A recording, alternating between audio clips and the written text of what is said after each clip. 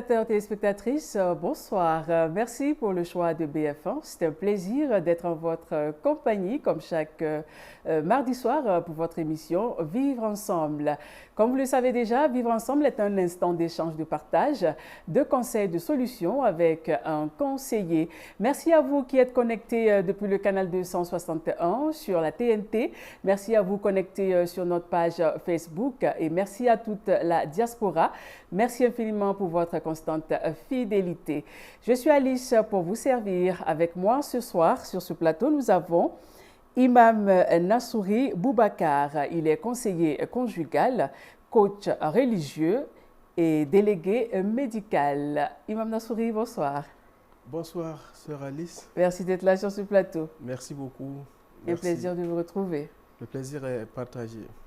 Mais voilà, chers téléspectateurs, Vivre ensemble, c'est toujours avec un thème. Le thème que nous avons choisi pour vous ce soir, c'est vivre seul et heureux pour mieux vivre en couple. Si vous êtes bien installé chez vous, eh bien, c'est parti pour l'émission. Alors, Imam Nassouri, vivre seul et heureux pour mieux vivre en couple. Alors, parlez-nous un peu du contexte et justifiez-nous un peu pourquoi le choix de ce thème. D'accord, merci beaucoup pour cette énième invitation.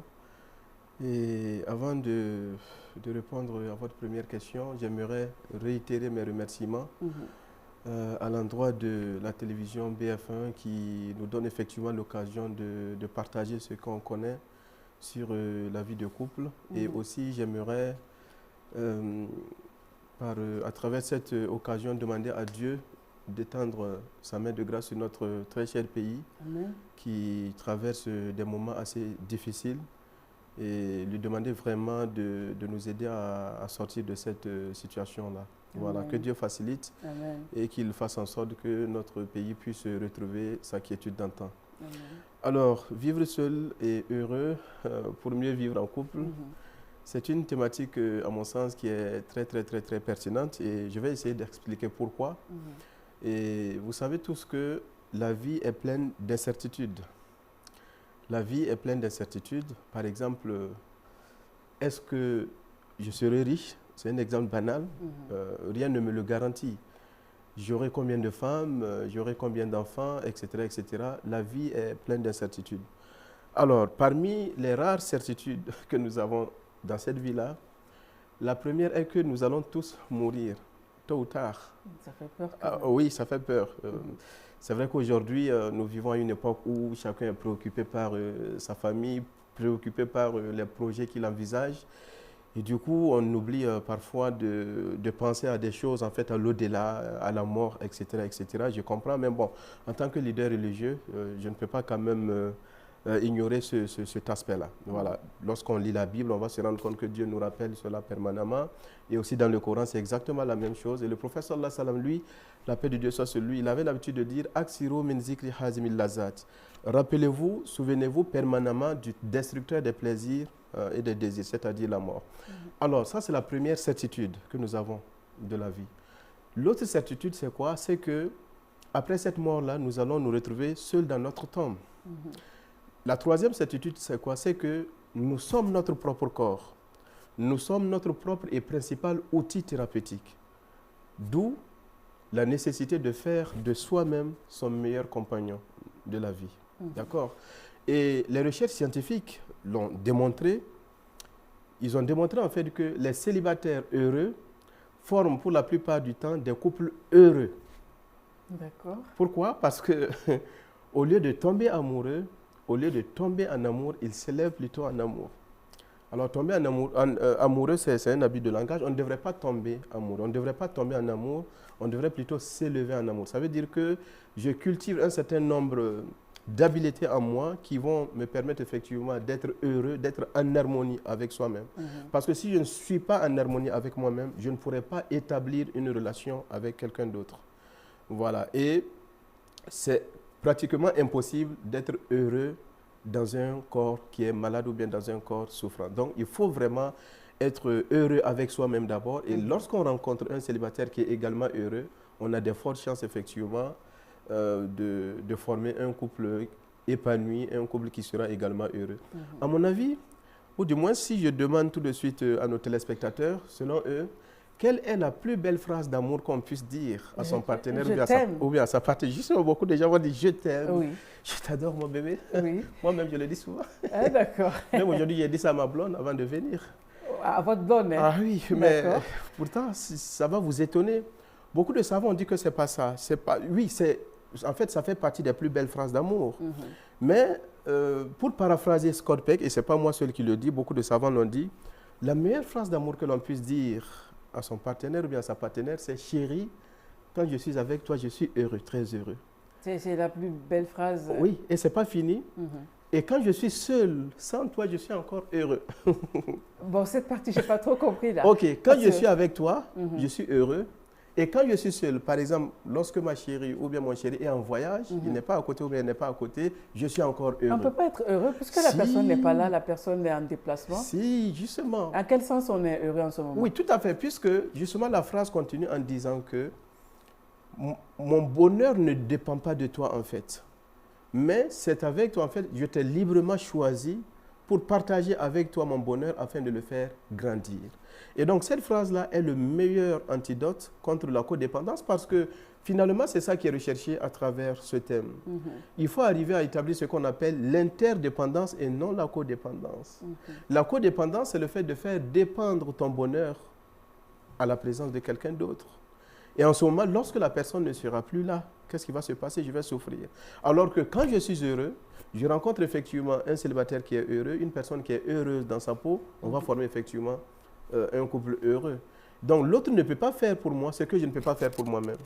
Donc si je ne suis pas heureux, je ne dois pas attendre effectivement à ce que ce soit mon partenaire qui me rende heureux. Voilà, donc c'est un peu ça. Il faut travailler à être heureux soi-même avant d'être heureux en couple. Et ça fait partie en fait des bases du bonheur conjugal d'après l'étude de John Gottman et autres. D'accord, c'est bien noté, Imam Nassouri. Il y a quelque chose que vous avez soulevé. Vous dites que quand on s'élève en amour, c'est parce qu'on s'aime soi d'abord, on est heureux d'abord. Voilà pourquoi on s'élève en amour. Et quand on tombe amoureux, c'est parce qu'on ne s'aime pas et on n'est pas en harmonie avec soi-même. Voilà pourquoi on tombe amoureux.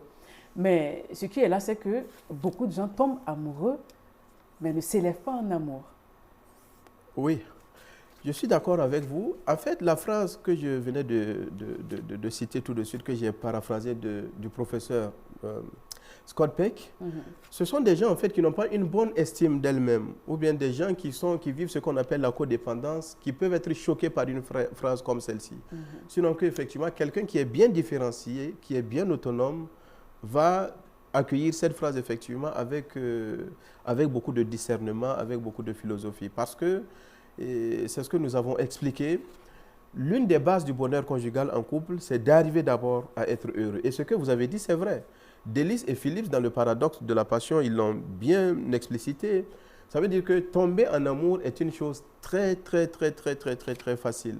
Mais s'élever en amour à travers le temps et à travers les crises et les conflits insolubles du couple, c'est quelque chose qui est très difficile. D'accord. Voilà, donc il faut travailler à cultiver cette joie-là avec soi-même avant d'être heureux en couple. D'accord. Et aussi, on a démontré, excusez-moi, on a démontré en fait que lorsque on a deux émotions, ça veut dire une personne qui vit une émotion positive et qui est aux prises avec une autre personne qui vit une émotion négative, en ce moment, l'émotion négative risque effectivement de gagner toutes les deux personnes. D'accord. Voilà. Mais Imam Nassouri, est-ce que ce n'est pas bizarre que ton mari soit en voyage pour même un mois seulement et il t'appelle, allô ma chérie, comment tu te sens, est-ce que ça va et tout, et tu dis à ton mari, ben écoute, je me sens bien, je me sens mieux seule, malgré ton absence, je me sens bien et tout, mais ce dernier-là, il va penser que, ben, qu'est-ce qui ne va pas? Il ne va pas comprendre en fait. Oui, je suis d'accord avec ce que vous êtes en train de dire, c'est vrai. Et encore une fois de plus, c'est des gens qui vivent la codépendance qui vont mal prendre cette phrase. Sinon que, en fait, le problème c'est quoi? C'est comme la nourriture qu'on mange. Si je passe le temps à manger, vous voyez ce que ça fait? À un moment donné, j'aurai le dégoût pour la nourriture. Donc il va falloir que j'arrête de manger pour que l'appétit revienne. C'est comme ça. Donc dans un couple, on a en fait une dynamique qu'on appelle le paradoxe de la passion, qui est la lutte en fait entre le désir de fusion d'une personne d'un côté et aussi le désir d'autonomie de l'autre. L'autonomie, c'est quoi? Ça veut dire que lorsque l'autre n'est pas là, je profite pour satisfaire effectivement mon besoin d'autonomie. Voilà, c'est un peu ça. Ça veut dire que, et aussi, on a démontré en fait que pour être heureux en couple, on ne doit pas être ensemble tout le temps. Il faut seulement être, en fait, il faut seulement 25 heures au total. Ça veut dire prendre 24 heures. Et puis, bon, en fait, pas tout le temps, tout simplement. Donc, le monsieur ou bien la dame qui pense que sa femme lui a dit qu'elle se sent bien sans lui, à toi de lui expliquer en fait que ça ne veut pas dire que je ne t'aime pas, mais c'est juste pour dire que nous formons juste un système d'interdépendance et non de codépendance. Mais en tout cas, je sais que si une femme dit ça à son mari, il faut qu'elle donne des explications. Bon, en tout cas, moi, je dis à ma femme. Le monsieur, il ne va pas comprendre. Moi, je ne peux pas être ailleurs et tu te sens bien. C'est avec moi que tu dois bien te sentir. Oui, tout à fait, mais c'est ce que je disais. Est-ce qu'on pourra passer le temps à expliquer le pourquoi du comment? Non, c'est ça. En fait, le problème, c'est quoi? C'est que les gens confondent aussi parfois la solitude et puis l'isolement. La solitude, ça veut dire que monsieur est en voyage, bien madame est en voyage, je suis seul, c'est vrai, mais finalement, la solitude, c'est quoi? La solitude, c'est le fait de passer du temps avec la personne la plus importante de ma vie, qui est moi-même. Moi, je suis la personne la plus importante de ma vie. D'accord. Vous, Alice, vous êtes la personne la plus importante de votre vie. C'est comme ça. Voilà. Voici pourquoi certaines personnes arrivent à faire ce qu'on appelle la sologamie. Vous avez déjà entendu parler de ça? La sologamie, certaines personnes, après avoir vécu plusieurs échecs, plusieurs chagrins d'amour, elles finissent par faire ce qu'on appelle la sologamie. Ça veut dire se marier avec eux-mêmes. Voilà. Moi, j'ai déjà suivi des films comme ça où la femme, elle fait la cérémonie nuptiale, elle porte sa robe. Et elle se marie avec qui? Elle se marie avec elle-même, la sologamie. Donc, pour dire qu'elle est fière d'être dans sa peau. Est-ce que ce n'est pas une manière de se voiler la face, de cacher sa souffrance? Non, ce n'est pas se voiler la face. C'est ça, puisque la solitude, en fait, c'est ça. La solitude, c'est pas l'isolement, c'est quand j'ai des difficultés, j'ai envie d'être avec quelqu'un, mais finalement, je n'ai personne avec qui communiquer. Alors que la solitude, c'est le fait de passer du temps avec la personne la plus importante de ma vie, qui est moi-même. Et dans la solitude, je peux appeler un ami, je peux vous appeler, je peux appeler quelqu'un d'autre. Voilà, donc c'est ça. En tout cas, c'est l'une des bases du bonheur conjugal. Si je ne suis pas en harmonie avec moi-même, si je ne suis pas heureux avec moi-même, je ne peux pas être heureux en couple. Ce n'est pas possible. Parce que le jour où l'autre va hésiter, ça va me mettre dans le doute. Voilà. Alors, souvent, on entend dire que point de salut en dehors du mariage. Quand on dit ça, est-ce que ce n'est pas une grosse illusion à abandonner? On ne peut pas avoir de salut hors du mariage. Oui, tout à fait. Et nous entendons cela la plupart du temps. Des gens, effectivement, qui sont arrivés à penser qu'en dehors du mariage, il n'y a pas de salut, pour dire en fait que c'est impossible d'être heureux quand on est seul, alors que ce n'est pas vrai. Au contraire, la science moderne même a démontré que les membres des couples heureux étaient des célibataires heureux. Donc, ça revient un peu à ce que nous avons dit. Mais voilà, quand on dit ça, mais je ne coupe pas Imam Nassouri, mais quand on dit ça, parce que quand on est marié, on est plus heureux parce qu'on a une femme ou un mari, on a des enfants, on a une personne qui nous attend le soir. Voilà, notre lit n'est pas vide. On est tout le temps avec quelqu'un. Voilà, on fait des sorties, on voyage. On n'est pas seul en fait. Mais quand on est célibataire, on ne peut pas dire que, bon, être heureux seul comme ça, bon, c'est quand même... Oui, je comprends ce que vous dites, mais on peut être heureux seul. Et il y a des célibataires qui sont heureux et qui se sentent dans leur peau. C'est vrai que c'est beaucoup plus facile d'être heureux à deux. Ça, c'est une évidence. C'est beaucoup plus facile parce que l'être humain a des besoins qui ne peuvent être satisfaits que par la présence de quelqu'un d'autre. Mais quand on est seul également, on peut être heureux. Et il ne faut pas oublier que le couple aussi n'est pas fait que pour rendre heureux. J'ai l'habitude de le dire. Le couple est un creuset pour générer des crises et des conflits. Donc, tout comme l'argent, le couple est fait pour dévoiler notre vrai visage.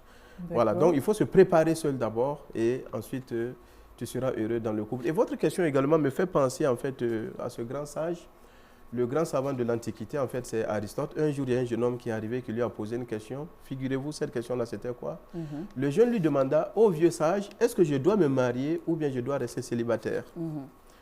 Et Aristote lui dit, qu'importe, ou encore peu importe, tu le regretteras.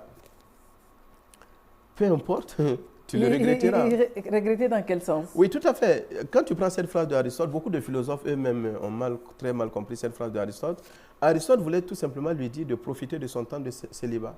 Parce qu'il ne sait pas pendant combien de temps il sera célibataire. Donc, il faut profiter de ton temps de célibat parce que quand tu es célibataire, eh bien, tu fais tout ce que tu veux, tu rentres aux heures que tu veux.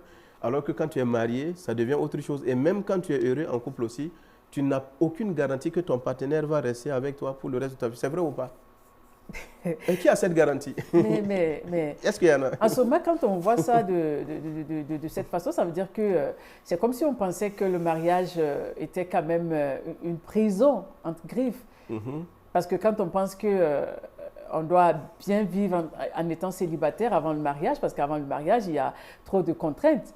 Et vous dites même qu'il y a des conflits qui génèrent le couple est un creuset pour générer des crises, voilà. des conflits. Alors, quand on pense comme ça, mais ça fait peur pour les célibataires qui nous suivent. Est-ce qu'ils vont accepter le mariage? Parce qu'en temps aussi, quand ça devient une prison, des contraintes et tout, ça rétracte en fait. Non, il ne faut pas qu'ils vont se laisser décourager par ça, parce que ce n'est même pas entre les hommes et les femmes seulement. Même entre nous, ça veut dire, même avec papa, si vous êtes ensemble tout le temps, il y a des grincements dedans parfois. Même avec maman, avec nos frères consanguins, nos frères germains, etc., etc. Entre les hommes eux-mêmes, parfois, il y a des grincements dedans. Entre les femmes, c'est comme ça. Et que dire donc entre un homme et une femme quand on sait effectivement qu'il y a toutes ces petites différences hommes-femmes qui peuvent influencer négativement sur les relations. C'est un peu ça.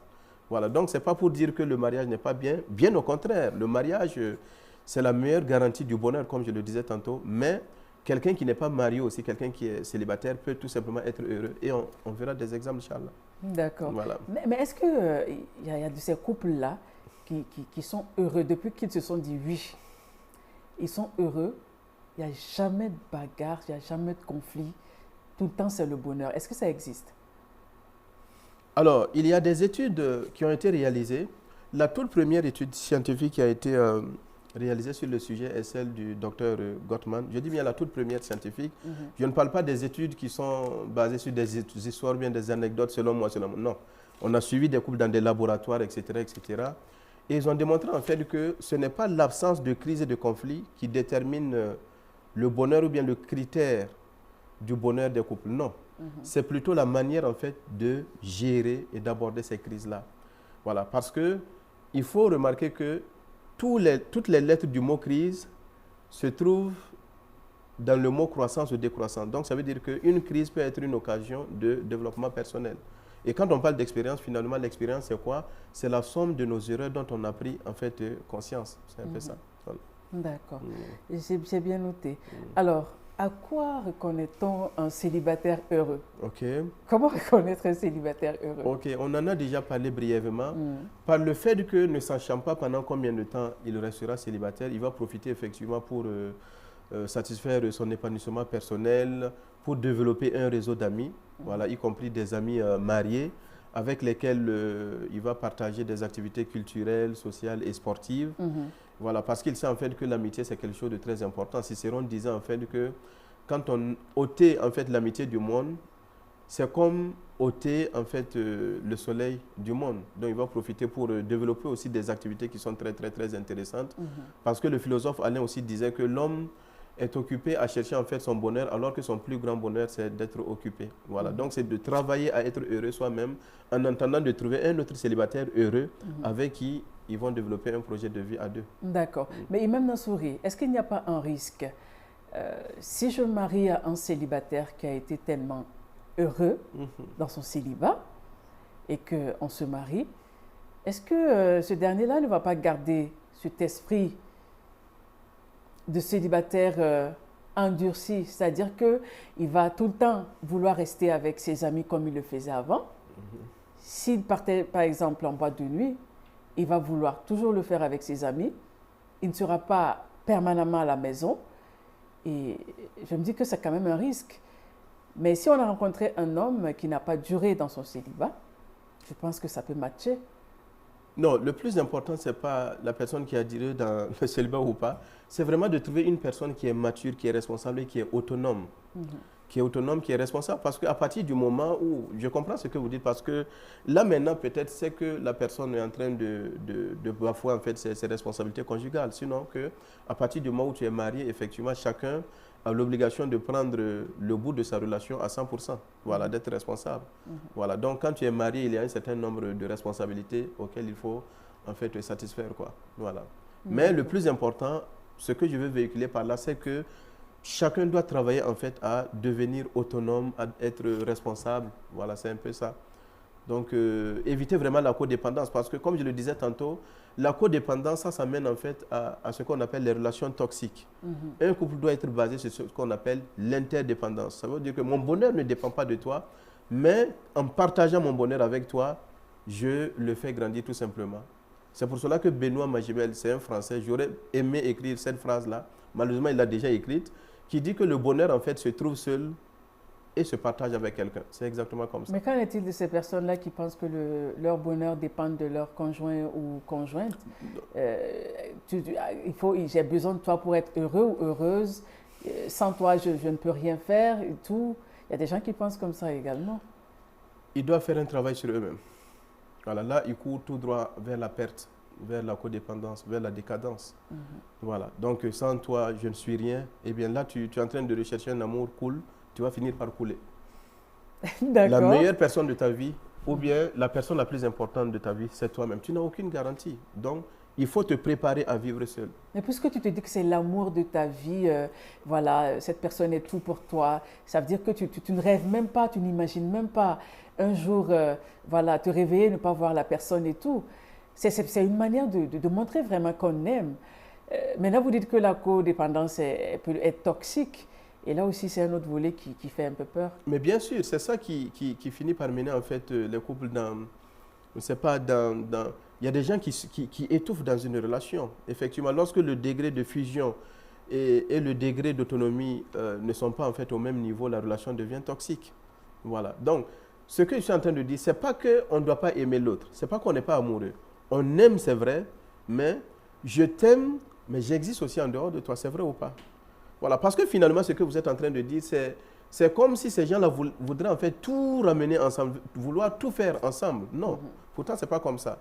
1 plus 1, ces gens-là, c'est sûr qu'ils pensent en fait que dans le couple, 1 plus 1 égale combien? Égale 1. Pourtant, 1 plus 1 n'est pas égal 1 dans le couple. 1 plus 1 égale 3. D'accord. Il y a toi, il y a moi et il y a le nous conjugal. Voilà. Donc, je t'aime, mais j'existe aussi en dehors de toi. Tu m'aimes, tu existes aussi en dehors de moi. Mais souvent, on entend sans moi, tu n'es rien. Mais justement, c'est des exemples de codépendance. Ça ne va pas. Il faut faire un travail sur soi pour arriver à être autonome. Continuer à partager ton bonheur avec ton partenaire. C'est comme ça. D'accord. En tout cas, ce n'est pas simple. C'est un idéal, en fait.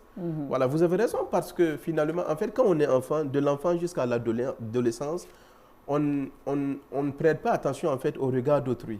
Mais quand on va dépasser l'adolescence, à un certain moment, on va remarquer effectivement que la société nous regarde.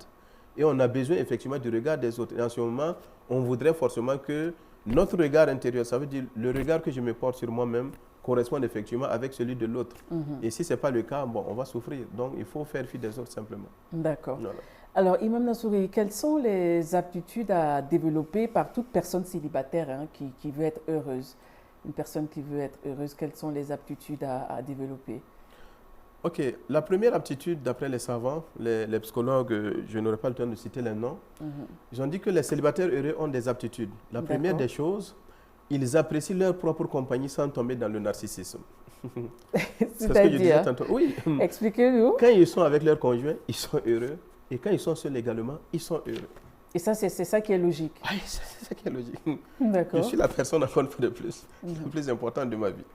Vous êtes la personne la plus importante de votre vie. Et je n'ai aucune garantie que l'autre va rester avec moi pour le reste de la vie. Donc, quand je suis seule, je suis heureuse. Oui, c'est vrai que c'est difficile. Quand je suis avec toi, je suis heureuse. Tout à fait. C'est vrai que c'est très difficile pour convenir avec vous, mais il faut travailler à venir à là. Donc, c'est des gens, en fait, qui ont réussi à dompter, en fait, leur liberté, leur solitude, qui ne confondent pas solitude et isolement, tout simplement. Et quand on rencontre une personne comme ça, on est vraiment comme ça. aux anges parce que tout va bien marcher. Tout à fait. Ces personnes-là, d'ailleurs, sont très recherchées. Voilà. Parce que si tu tombes sur une personne qui est très codépendante, tu vas te mettre la pression, tu ne peux même pas... Voilà. C'est ça qui pousse souvent à dire que non, elle marcelle des troubles et il marcelle. Ça, ce n'est pas intéressant. D'accord. Voilà. Mon partenaire n'est pas ma propriété privée. Il y a des gens qui pensent, par exemple, que leur femme, c'est comme leur voiture. C'est pas qu'ils ne pensent pas, ça dit qu'ils pensent. Oui, mais c'est pas comme ça. Puisque quand on est marié, tu m'appartiens. Et souvent même, il y a d'autres qui te disent, écoute, je t'ai doté, je t'ai amené à la mairie, voilà, à l'église, à la mosquée, tu m'appartiens. Bon, c'est vrai que beaucoup vont En tout cas, vont m'en vouloir, mais je suis désolé, ce n'est pas comme ça. Ma femme n'est pas ma propriété privée. Moi également, je ne suis pas la propriété, mais on se respecte. C'est comme une entreprise où, avec deux actionnaires qui mettent 50%, 50%, et chacun est responsable du bout de sa relation. Voilà, donc, je l'aime, elle est ma femme, c'est vrai, mais elle a aussi le droit d'exister, d'avoir son jardin secret. Elle a le droit d'avoir les amis, de développer tous les amis qu'elle veut, et moi aussi j'ai le droit. Voilà, sinon que ce n'est pas ma propriété. D'accord. Il faut faire la part des choses. C'est noté. Alors, deuxième aptitude. Oui, la deuxième aptitude, ils sont ouverts à l'esprit. En fait, ils sont ouverts à la nouveauté et à l'expérience. Il y a des gens qui sont fermés. Voilà, il y a des gens qui sont fermés, qui ont peur de rencontrer les autres, alors que les célibataires heureux, ce sont des gens en fait qui sont ouverts. Voilà. Donc, il n'y a pas beaucoup de choses à dire à ce niveau. D'accord. Voilà. Troisième aptitude. Troisième aptitude, en fait, ils exercent des activités qui sont intéressantes et qui leur permettent en fait de se réaliser, et aussi ils profitent de leur temps de célibat, soit en tout cas pour faire des activités intéressantes ou bien pour se réorganiser professionnellement. Genre beaucoup voyager. Voilà, voyager, tout à fait. Parce que, comme je le disais tantôt, avant de te marier, il faut profiter de ça pour vraiment devenir une personne autonome. Faire de grandes études. Voilà, bon, pas forcément, voilà, mais devenir une personne équilibrée, une personne autonome, qui sait ce qu'elle veut. D'accord. Voilà. Quatrième aptitude. Quatrième aptitude, ils ont l'esprit d'initiative et vont facilement vers les autres. C'est sûr que dans la rue ou bien dans les quartiers, vous voyez des gens souvent qui sont renfermés. Voilà, tout ça aussi, ça ne facilite pas. Voici pourquoi certains vont prendre de l'âge même sans pouvoir trouver une personne avec qui se marier. Et surtout qui n'ont pas une bonne vie sociale. Oui, tout à fait, tout à fait. D'accord. Voilà. Et l'autre aptitude, c'est quoi? C'est que ils ont pu développer en fait une pensée positive par rapport à la vie et surtout par rapport au bonheur conjugal. C'est sûr que quand on va lancer ce thème-là, qu'est-ce que le bonheur conjugal? Vous allez tout entendre. Mais aujourd'hui, les savants ont dit que le bonheur conjugal, ce n'est pas une question de statut civil, marié ou pas. C'est ce que je disais au début. Voilà. Parce qu'il y a des gens mariés qui sont malheureux, c'est vrai ou pas?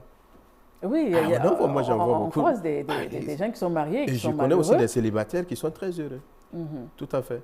Donc, ils ont compris en fait que le bonheur n'est pas forcément une question de statut civil, marié ou célibataire. Encore moins une question de richesse matérielle, même si c'est important. D'accord. Voilà, mais plutôt la capacité à donner de l'importance, à donner de la valeur à ce que Dieu leur a donné. D'accord. Voilà. Mais vu sur ce plan-là, ça donne envie de rencontrer un célibataire heureux.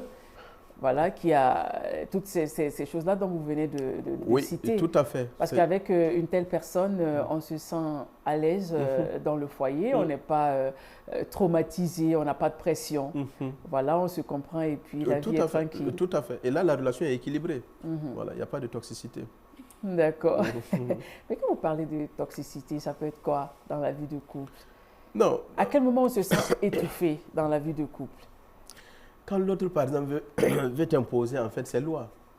Moi, je connais des couples comme ça. Ça veut dire que ce que monsieur fait là, il veut forcément que tu fasses la même chose.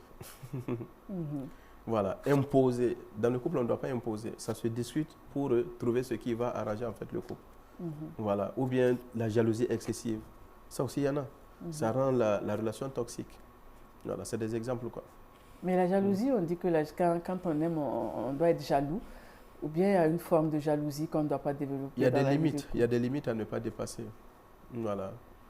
Sinon, tout homme est jaloux, toute femme est jalouse, mais quand ça dépasse effectivement une certaine limite, là, il y a problème. Ça veut dire être jaloux au point de ne pas vouloir que ta femme dise bonjour à un autre homme. Là, ça pose problème. Quand on arrive à fouiller dans le sac à main de sa femme pour voir ce qu'il y a. Ça, c'est une chose à éviter. Quand on arrive à sentir la chemise de son homme pour voir quel parfum.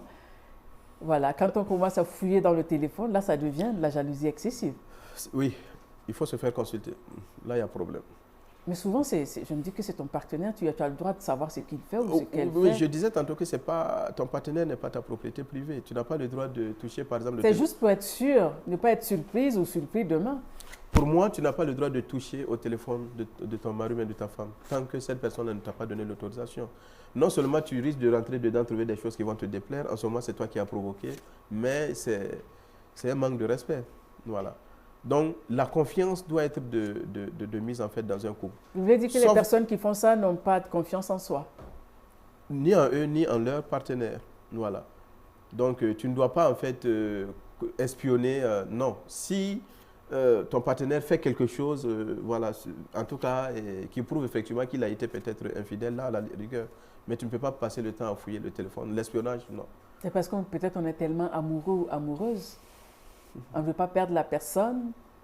Donc, il y a des manières de dire simplement, chérie, je t'aime. Voilà. Que Dieu nous aide à terminer ensemble. Voilà. C'est comme ça. Une fois, je vous ai parlé de comment amener une femme à faire ce qu'on veut qu'elle fasse. C'est très facile. Voilà.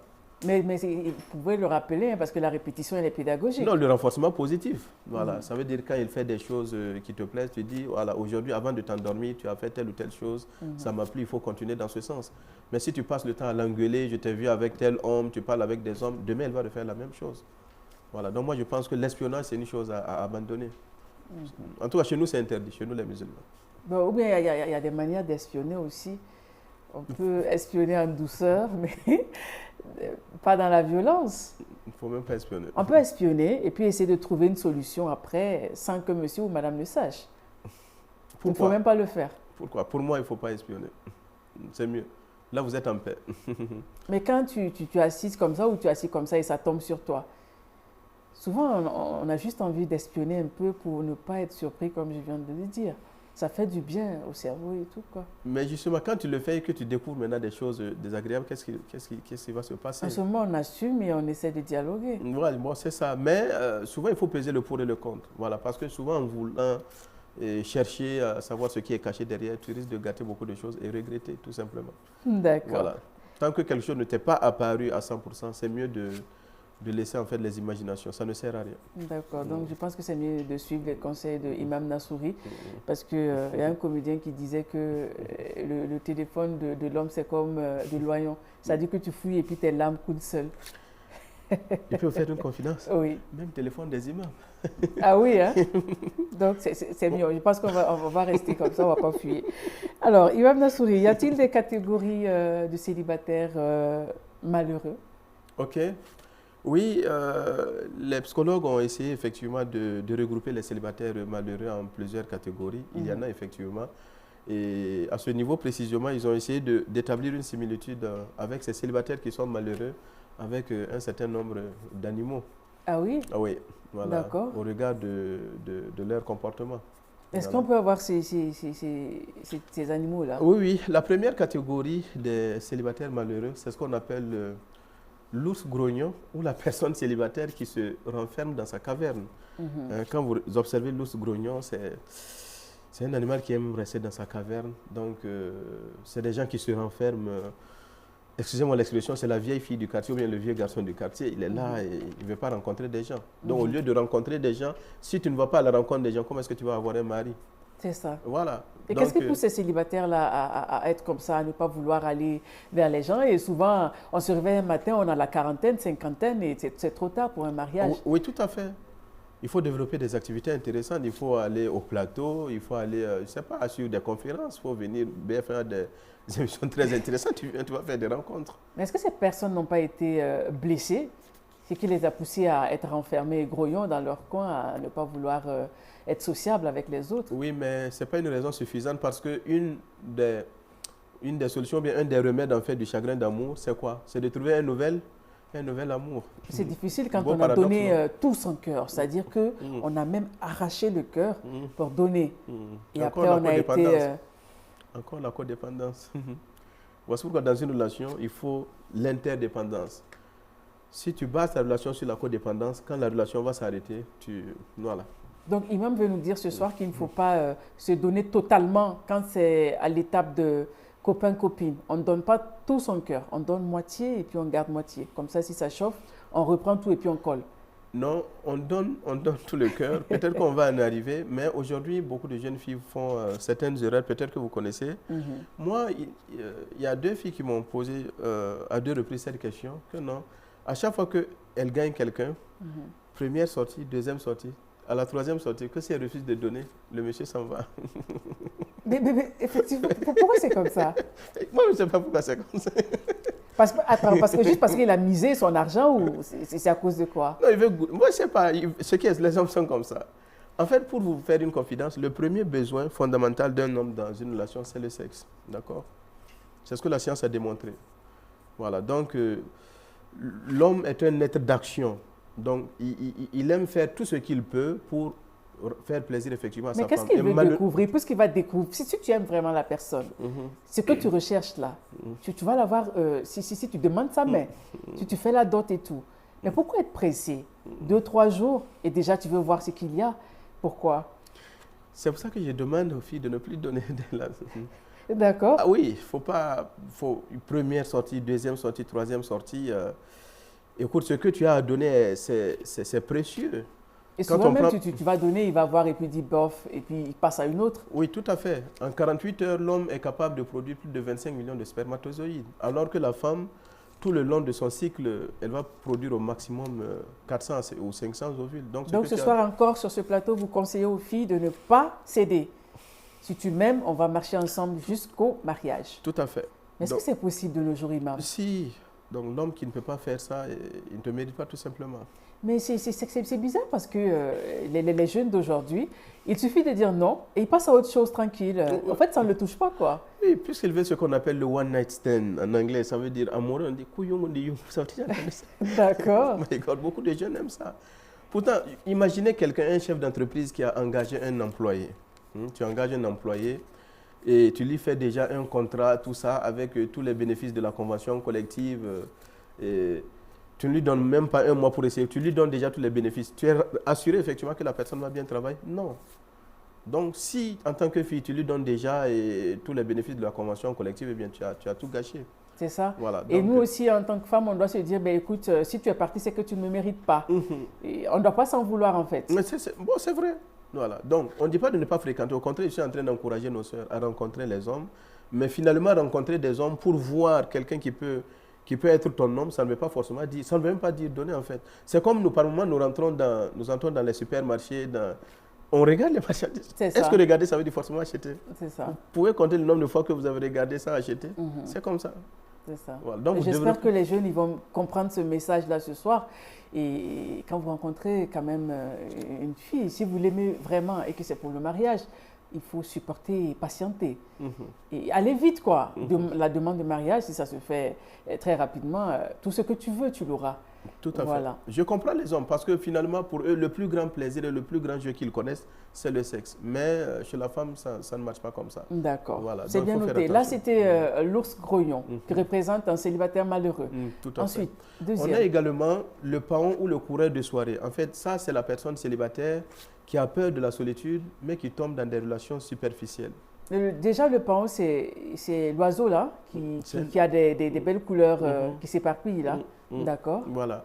Qui a peur de la solitude, mais qui sombre dans des relations superficielles. Ça veut dire que cette personne n'arrive pas à dompter sa solitude, donc elle a toujours besoin de compagnie, quitte à se laisser effectivement dans les mains dans des relations superficielles. Des gens qui vont la manipuler. Ça veut dire que cette personne va de relation en relation. De relation en relation. On la manipule et puis bon, voilà. Et puis c'est tout. C'est-à-dire aujourd'hui, on te manipule. 2 semaines après, tu es dans une autre relation, on te manipule. Mais écoute. Ils ont peur de la solitude. Il y a des gens comme ça. C'est-à-dire que cette personne a peur de rester seule, réfléchir et prendre la bonne personne. On préfère aller de relation en relation. Il y a des gens qui pensent qu'il vaut mieux d'être mal accompagné que d'être seul. D'accord. Pourtant, pour moi, il vaut mieux être seul que d'être mal accompagné. D'accord. Troisième. OK. On a également la fourmi où, en fait, la personne célibataire qui travaille sans relâche, qui peut se payer tout ce qu'elle veut, mais finalement, pour qui la relation privée, la vie privée va passer en dernière position. Il y a des gens aussi comme ça qui sont très bien placés dans la société, mais un homme, ce n'est pas son problème. Une femme, ce n'est pas son problème. D'accord. Voilà. Pourtant, sur le plan professionnel, c'est des gens qui sont bien placés. Voilà. Peut être cadre, bien posé. Ça dit qu'on est en position même de se marier sans souci, mais tout à fait. On a la tête dans le travail, dans les projets. Tout à fait, tout à fait. Voilà. Donc la vie privée passe en dernière position. Pourtant, comme je le disais tantôt, l'être humain a un certain nombre de besoins dont la satisfaction dépend quand même de la présence. Mais est-ce qu'en ce moment-là, on peut parler de célibataire malheureux? Si cette personne se sent bien dans ses projets, voilà, dans son travail et tout, cette personne est épanouie comme ça, il n'a juste pas le temps de trouver une femme ou un homme. Oui, tout à fait, tout à fait. Mais le problème, c'est quoi? C'est que par moment, quand même, comme je le disais tantôt, à un moment donné, on va se rendre compte en fait que la société nous regarde. Voilà, donc du coup, on est amené effectivement à accomplir un certain nombre de missions et de responsabilités aussi, surtout dans notre souvent, contexte. c'est un peu tard. Parce que souvent, effectivement, on voit des cadres qui sont quand même un peu âgés et qui ont des enfants à bas âge. Ça veut dire qu'ils n'ont pas... Oui, ils ne sont pas rentrés dedans tôt. D'accord. C'est vrai, c'est vrai. D'accord. Et quatrième animal? Ok. Là, nous avons maintenant l'oiseau-mouche, ou bien qui est également appelé le charmant charmeur. Ça veut dire que c'est la personne célibataire qui va de passion en passion et qui est terrifiée par un engagement sérieux. Il y a des gens qui n'aiment que la fusion, ce dont je parlais tantôt, la passion, l'intensité. Et dès qu'ils sentent en fait qu'il n'y a plus d'intensité, il n'y a plus de passion, ils pensent qu'il faut passer au mariage. Voilà, ils pensent qu'ils n'aiment plus et puis ils changent de relation. Mais ces personnes-là, ce sont très dangereuses. Hein. C'est-à-dire qu'il te met dans une certaine passion, voilà, tout est bien. Et quand il sent qu'il est l'heure pour moi de demander sa main, il prend ses gens beaucoup et puis c'est vrai. Et ça, c'est méchant. Mais c'est grave. C'est des gens en fait qui, comme je le disais tantôt, pour eux, c'est l'intensité, c'est la fusion, c'est la passion. Pourtant, le vrai amour, c'est quelque chose qui va se développer au fur et à mesure que je vais apprendre à connaître mon partenaire. Mais c'est des gens qui ont confondu en fait amour et passion. Il y a même un Français qui a fait un film là-dessus, David Becbédé. Et il a d'abord écrit un livre, ensuite il a fait un film pour dire en fait que la passion dure 3 ans. Voilà, donc après cela, il change Mais il semble maintenant qu'il est marié et qu'il est heureux en couple. Est-ce pour dire que c'est une manière de dire qu'on ne doit pas se marier dans la passion? Oui, puisque dans la passion, le couple n'existe pas, ce que beaucoup de jeunes ne savent pas. Dans la passion, le couple n'existe pas encore. Pourtant, on entend « je t'aime passionnément, voilà pourquoi je veux t'épouser ». En ce moment, c'est Cupidon qui t'a transpercé le cœur. Donc, je ne suis pas en amour avec l'autre, je suis en amour avec l'amour. Je suis en amour avec mes hormones. Voilà. C'est fort ce que vous dites. Oui, puisque dans la phase de séduction, dans la phase de la passion, l'organisme va sécréter un certain nombre d'hormones, l'ocytocine, la dopamine, la phényléthylamine, qui vont faire en fait que je serai finalement la marionnette. Je ne suis pas sûr que l'autre est acquis, séduit, conquis. Et donc, je parais en fait sous mon plus beau jour avec un masque. Et voilà, c'est vraiment la passion, quoi. Mais il faut de la passion pour garder l'amour éveillé. La passion, c'est le ciment du couple, mais le ciment prend facilement l'eau. D'accord. Voilà. C'est bien noté, Imam Nassouri. Voilà. Alors, cinquième animal. On a également la sangsue. La sangsue, c'est quoi? C'est la personne célibataire qui est prête à s'engager avec la première personne qui se présente à elle, mais finalement qui fait fuir tout le monde. Mais bon, on aime ces gens célibataires. Ça dit que lui, il est pragmatique. La première rencontre, et il pense directement au mariage. C'est ça, c'est bien. Non, qui fait fuir tout le monde. Parce qu'on a peur, parce que c'est rapide. Oui, en fait, parce qu'on parle de célibataire malheureux, ça veut dire elle est prête à s'engager avec la première personne qui s'intéresse à elle, mais ça ne va pas aller loin en fait. Ça ne va pas aller loin, soit parce qu'elle-même ne sait pas ce qu'elle veut, ou bien elle peut changer d'avis. Il y a des gens qui arrêtent des relations sans raison valable. Tu peux être avec une fille, elle t'appelle, écoute, je vais te nexer, moi je me suis trompé, je ne veux plus, je n'ai plus la tête dans la relation, et puis bon, ça ne va pas loin. Mais souvent aussi, quand on a la trentaine, on se marie à la première personne, hein, parce qu'on a peur. Déjà, avec la trentaine, c'est difficile même d'avoir voilà, un homme, parce qu'on dit que ce sont les jeunes filles de 20, 22 ans, voilà, les fraîches-nées, comme on le dit. À partir de la trentaine, les filles, elles commencent à avoir peur. Oui, c'est vrai, vous n'avez pas tort, c'est vrai. Donc, si on a une personne qui se donne immédiatement dès la première rencontre, qui accepte le mariage, on doit avoir peur? Non, pas forcément avoir peur. Non, si les intentions sont bonnes, il n'y a pas de problème. Mais la catégorie que je fais ressortir ici, c'est que c'est des gens qui sont prêts. Ça veut dire rapidement, ils s'engagent, mais ils ne vont pas jusqu'au bout. Ils vont fuir, ils vont amener des comportements qui sont bizarres puis faire fuir les autres. C'est ça qui n'est pas bon. Sinon, qu'il n'y a aucun mal à se marier. Toi aussi, tu trouves l'homme responsable que toi-même tu es responsable. Il n'y a rien de tel, quoi. D'accord. Et quel autre animal? Alors, nous avons maintenant le coq. Le coq. Le roi de la basse-cour. Oui, tout à fait. Cette personne-là, ce n'est pas une personne célibataire. Ça va vous étonner, ça va vous surprendre. C'est une personne mariée. Mais qu'est-ce qui se passe? C'est une personne mariée qui est toujours à l'affût d'une nouvelle conquête. Elle est mariée, mais à chaque fois qu'il y a quelqu'un, ça veut dire que c'est des gens qui tirent sur tout ce qui bouge. Elle est mariée, c'est vrai, mais ça ne l'empêche pas en fait d'aller chercher d'autres femmes. Mais la solitude lui fait tellement peur, si bien qu'il n'ose pas divorcer. Mais Ça veut dire que... oui. Qu'est-ce qui pousse ces personnes à être comme ça? Ça veut dire que tu es marié, tu as une bonne épouse ou un bon mari, mais ça ne t'empêche pas d'aller voir ailleurs. C'est qu'il y a quelque chose qui ne va pas dans le mariage. Justement, voici pourquoi on parle de malheureux, tout à fait. Voilà. Donc, au lieu, ils n'ont même pas le courage, en fait, de mettre un terme à la relation qu'ils sont en train de vivre, mais quand même, ils sont ailleurs. C'est-à-dire que je garde cette personne parce que je suis mariée, mais je vois ailleurs. Tout à fait, tout à fait. Voilà, ce n'est pas intéressant. Donc, soit tu libères celle qui est à côté, ou bien, voilà, tu laisses l'autre relation. Ces personnes-là sont malhonnêtes, imam. Mais justement, voici pourquoi on les classe parmi les personnes qui sont, en tout cas, malheureuses dans une relation. Ce n'est pas bien, tout à fait. D'accord. Parce qu'il faut faire un choix. Quand on fait un choix, ça veut dire quoi? Renoncer. Puisque pour moi, c'est le processus de maturation, c'est le processus entonnoir. Donc, si Alice décide de venir travailler à BF1, je renonce aux autres groupes.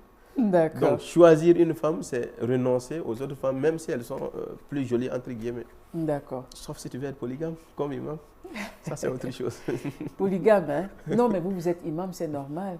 C'est même écrit dans la religion. Oui, c'est autorisé, c'est vrai. Voilà, mais il ne faut pas exagérer. Normalement, imam, c'est combien de femmes dans la religion musulmane? On dit maximum 4. 4. Oui, oui. Mais si c'est forcé. Non, non, ce n'est pas forcé. Au contraire, il y a même des conditions. On dit si tu ne peux pas, il faut t'abstenir à une seule femme. Voilà. Mais les autres qui forcent et puis ils ne peuvent pas, ça veut dire qu'ils n'ont pas non, ça, les moyens, mais qui forcent quand même parce que... Ils vont rendre des comptes. Ils vont rendre des comptes. Ah oui? Oui, parce qu'il faut être équitable, il faut être juste, et les gens n'arrivent pas à faire cela. Ça veut dire que l'imam ne peut pas, la nuit, me donner un joli basin et le lendemain, donner un simple pagne à ma coépouse. Tout à fait. Là il va rendre compte. Il va rendre compte. Il vient devant Dieu avec la moitié du corps pourri. Mais imam, est-ce qu'on peut aimer 4 femmes de la même manière? Il y a toujours une préférée. On ne peut pas aimer 4 personnes de la même manière. Pourtant, on dit que le cœur même doit être équitable, l'amour même doit être équitable. C'est difficile. Ce n'est pas l'amour qui doit être équitable. La preuve est que même nos enfants, moi j'ai 4 enfants, mais je ne les aime pas de la même façon, mais je ne leur dis pas. Je ne dis pas, Mohamed Abdel Jawad, je te préfère plus que l'autre. Ça, c'est dans le cœur. Même nos enfants. Souvent, même nos grandes sœurs, il y a une grande sœur qui va te marquer, ça ne s'explique pas. C'est vrai ou pas? Même nos frères, même nos oncles. Ah, tel tonton et moi, on est comme ça, tu vois, c'est comme ça. Donc, même avec ces femmes, c'est comme ça. On ne peut pas effectivement aimer les femmes de la même façon, mais ça ne doit pas te pousser à être injuste, comme vous l'avez si bien dit. Et tu ne dois pas faire savoir que tu préfères une que l'autre. D'accord. Voilà.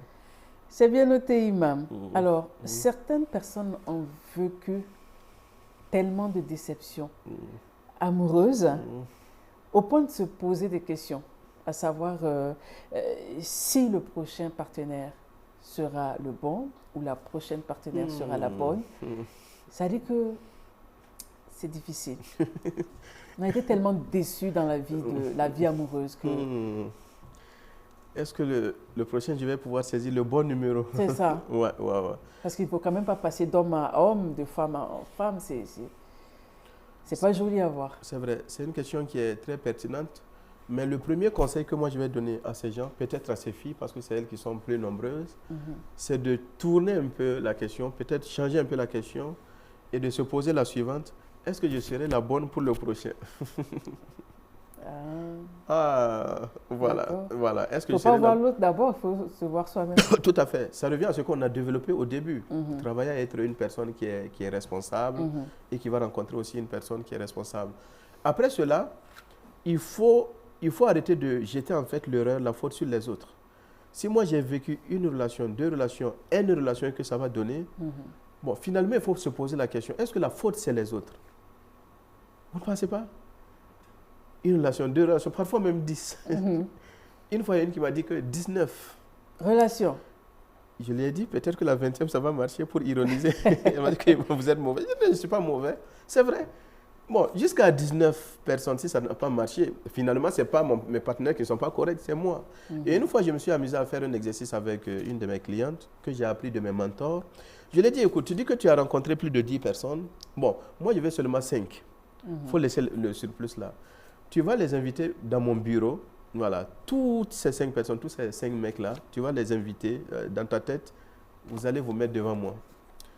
Et donc, une fois qu'ils seront là, tu vas me faire ressortir en fait le plus petit commun dénominateur entre tous ces partenaires-là. Donc c'est là, elle a dit, oui, c'est vrai, le premier mec là, en fait, il était grand, l'autre là, il s'énervait. Quand il me demandait quelque chose, il dit non, voilà. L'autre, il était très cool, l'autre, il était sympa.